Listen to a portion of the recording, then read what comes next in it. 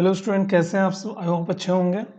आज हम लोग जो टॉपिक हम डिस्कस करें मेटल एंड नॉन मेटल, उसका आज पार्ट 2 लेकर आए। पार्ट 2 में आज हम लोग पढ़ें नॉन मेटल, जिसे हम लोग अधातु कहते हैं।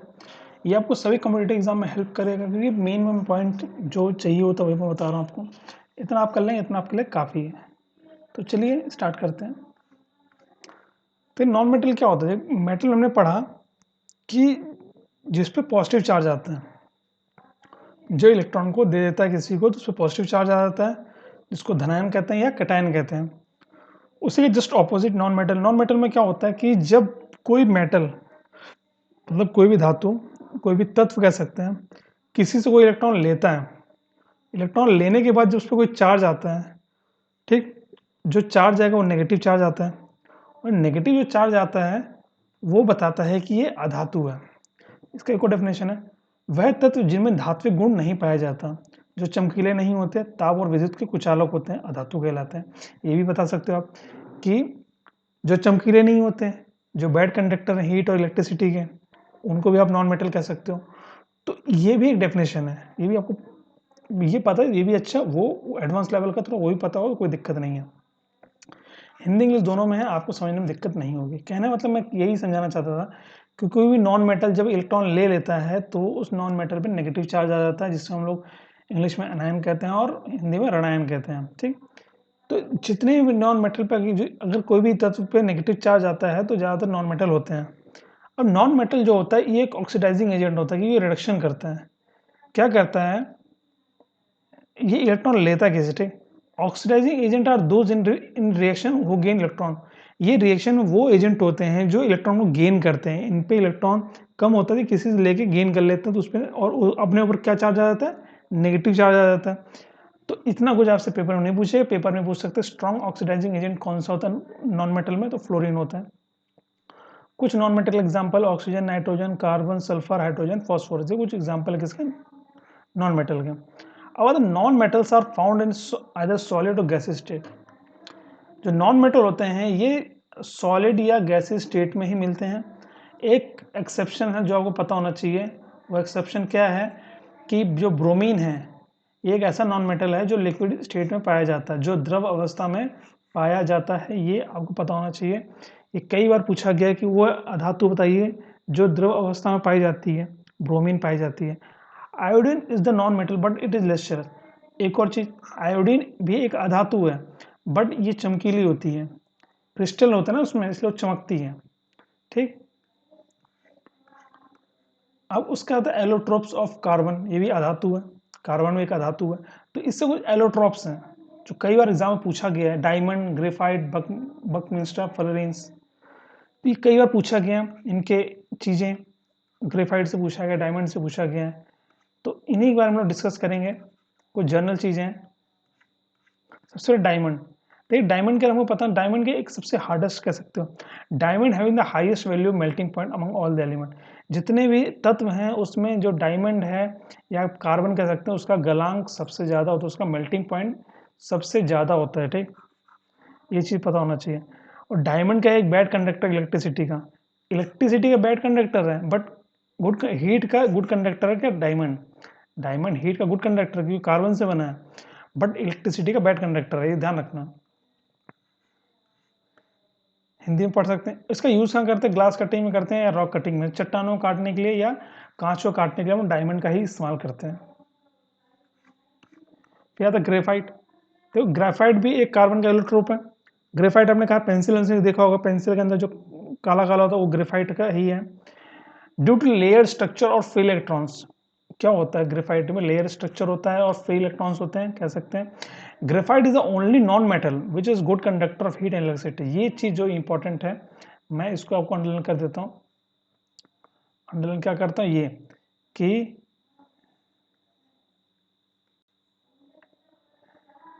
ठीक है, मतलब देखो क्या है कि ये जो ग्रेफाइट है ये एक ऐसा नॉन मेटल है जो गुड कंडक्टर है, कि इसका हीट और इलेक्ट्रिसिटी दोनों का गुड कंडक्टर है। ठीक, एक का नहीं, दोनों का है।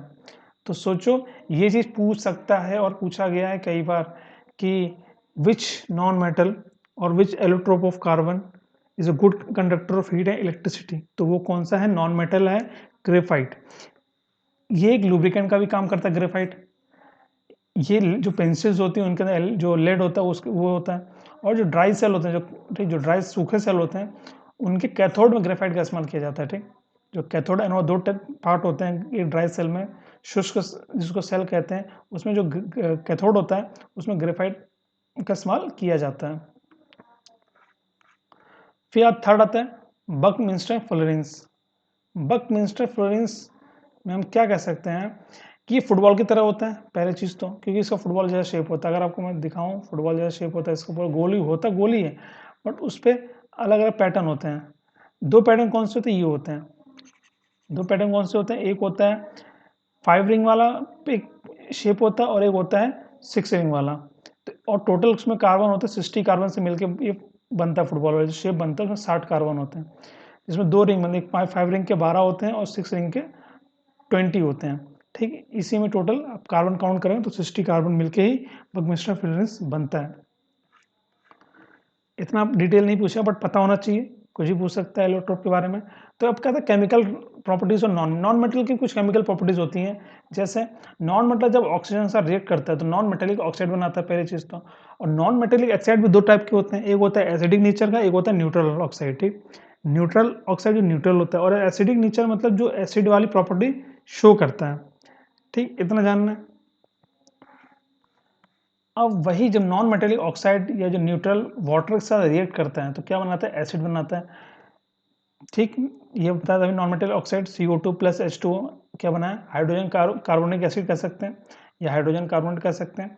तो ये क्या एक एसिड है? क्या है? ये एक एसिड है। और वैसे ही नॉन मेटेलिक ऑक्साइड बेस के साथ रिएक्ट करता है। कोई भी नॉन मेटेलिक ऑक्साइड जो हो ऑक्साइड होगा, वो अगर बेस के साथ रिएक्ट करता है तो सॉल्ट बनाता है। ठीक, क्या बनाता है? सॉल्ट। जिससे हम लोग सोडियम, जैसे एग्जांपल दिया CO2 जब रिएक्ट करता है सोडियम हाइड्रोक्साइड से, सोडियम हाइड्रोक्साइड एक बेस है, सोडियम हाइड्रोक्साइड का एक बेस है, इसे रिएक्ट करके क्या बनाएगा? सोडियम कार्बोनेट बनाएगा और वाटर को रिलीज करेगा। और सोडियम कार्बोनेट का एक सॉल्ट है। ठीक, फिर आता आयरन। अब आयरन इंपॉर्टेंट क्यों? ये ज्योग्राफी के लिए भी इंपॉर्टेंट है और साइंस का भी इंपॉर्टेंट टॉपिक है। ये कई बार पूछा गया कि आयरन कितने टाइप के? 4 टाइप के होते हैं, हेमेटाइट, मैग्नेटाइट, लिमोटाइट और लिमोनाइट और सिडराइट। ये 4 टाइप के होते हैं। चारों में जो हेमेटाइट और मैग्नेटाइट है, इनमें लोहे की मात्रा सबसे ज़्यादा होती है। हेमेटाइट में 70% लोहा होता है और मैग्नेटाइट में 72% लोहा होता है। इतना डिटेल नहीं पूछा, बट जानना है तो सब कुछ जानना है। फिर जब जानना ही है तो फिर हेमेटाइट में 70% होता है और मैग्नेटाइट में 72% होता है। ये क्वेश्चन पूछा गया कई बार कि भारत में सबसे ज़्यादा कौन से प्रकार का लोहा पाया जाता है? तो भारत में सबसे ज़्यादा हेमेटाइट प्रकार का लोहा पाया जाता है। ठीक, ये पूछा गया कई बार। फिर आता है rusting of iron. Rusting of iron मतलब जो जंग लग जाता है, क्या जंग, जो जंग लगता है वो जंग कैसे लगता है? कोई भी आयरन हो, जब मॉइस्चर कांटेक्ट में आता है तो रस्टिंग होता है। अब मॉइस्चर में क्या आता है? ऑक्सीजन और वाटर। इन दो के कांटेक्ट में जब कोई लोहा आएगा तो वो रिएक्शन करके बनाएगा Fe2O3.XH2O। XH2O में कितने H2O मॉलिक्यूल्स हैं? और ठीक, तो ये है रस्टिंग का फॉर्मूला। इसको रस्टिंग का कह सकते हो आप। फॉर्मूला आपसे नहीं पूछेगा बट पता होना चाहिए। फिर रस्टिंग का एक एग्जांपल है किसका? रेडॉक्स रिएक्शन का। रस्टिंग किसका एग्जांपल है? रेडॉक्स रिएक्शन का रस्टिंग एग्जांपल है। ये केमिकल चेंज का भी एग्जांपल है, क्योंकि इसमें केमिकल चेंज होता है। केमिकल चेंज होता है तो केमिकल चेंज में क्या होता है? एक सिंपल जो आयरन है उस पर जब रस्टिंग हो जाता है तो उसका कलर चेंज हो जाता है। ठीक, अब आता है कैसे हम रस्टिंग को बचा सकते हैं, हाउ जंग लगने से कैसे बचा सकते हैं। तो पहला आता है गैल्वेनाइजेशन, जो सबसे इंपॉर्टेंट है। गैल्वेनाइजेशन में क्या होता है? हम लोग जिंक की कोटिंग कर देते हैं इसके ऊपर, किसी भी लोहे के ऊपर जिंक की कोटिंग कर देते हैं। उससे क्या होता है? उस पर जंग नहीं लगता है, क्योंकि जिंक क्या है? ज़्यादा रिएक्टिव है आयरन से। जिंक क्या है? ज़्यादा रिएक्टिव आयरन से। जो आयरन से ज़्यादा रिएक्टिव है तो उस पर वो कोई असर नहीं डाल पाता है। ठीक, और फिर जिंक जब उसकी कोटिंग आप कर दोगे, जिंक की लेयर बन जाएगी किसी उसको प्रोटेक्टिव लेयर, तो वो कभी रिएक्ट नहीं करेगा मॉइस्चर से। दूसरा है कोटिंग। अब जो कोटिंग होता है, ये देखिए आयरन पे तो कर सकते हैं, आयरन के अलावा और भी जितने मेटल हैं सब पे आप कोटिंग कर सकते हो। कोटिंग कई चीज़ की होती है, वो बताता हूँ मैं आपको। Different type of coating applied on the surface of metal to prevent it from corrosion. अब एक कोरोजन क्या होता है, आगे बताता हूँ कोरोजन क्या होता है।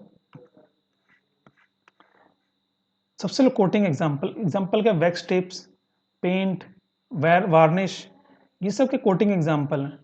अब आता है रस्ट और कोरोजन। देखिए रस्टिंग जो होता है ये सिर्फ लोहे पे होता है रस्टिंग, और जो कोरोजन होता है ये किसी भी मेटल पे हो सकता है, किसी भी मेटल कोरोजन हो सकता है। तो कोरोजन से बचने के लिए पेंट के लिए उस पर कर सकते हो, वार्निश कर सकते हो, वैक्स वाला टेप लगा सकते हो।